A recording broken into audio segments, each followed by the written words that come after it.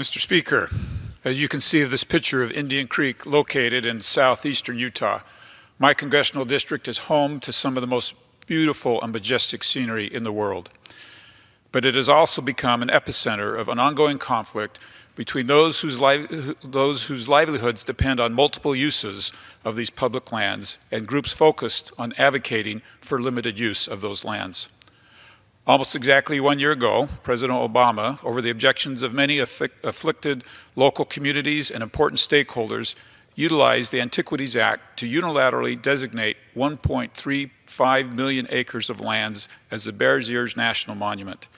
Last week, President Trump came to Utah to help resolve this issue by reorganizing this monument into two much smaller national monuments, the Indian Creek and Shasta National Monument. Although both executive actions have ignited widespread anger and resentment on each side of this issue, I still believe that both sides share many common goals and values, and we can work together for the benefit of Utah.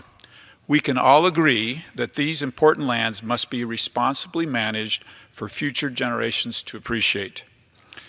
Now that Utah has two more manageable monuments, the time has come for Congress to act to ensure that these archaeological treasures and sacred tribal lands are protected the right way. I believe the right way to manage these lands is to have input from Utah's tribal members, local citizens, and government officials. Additionally, there needs to be a management plan that protects important archaeological sites and sacred tribal lands, while also maintaining multiple uses of these lands, such as recreation, hunting, and grazing. Lastly, the legislative process and constitutionally mandated system of checks and balances are the best way to both determine the best management of these lands as well as the creation of any new national parks, monuments, recreation, and conservation areas. That is why I have joined other members of Utah's House delegation to introduce the Shasta National Monument and Indian Creek National Monument Act, which creates the first tribally co-managed monument area. It will safeguard these new monuments by establishing management councils comprised of representatives of local county governments and Utah Native Americans.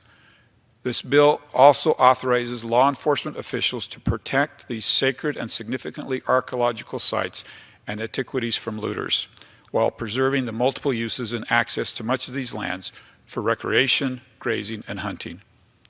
As a member of Congress, my job is to bring forth solutions that add stability to this region and complements our mutually shared goals. That is the Utah way. It is my hope that as Congress considers my Shasta National Monument and Indian Creek National Monument bill, we can bring all sides together to manage these important areas in the right way.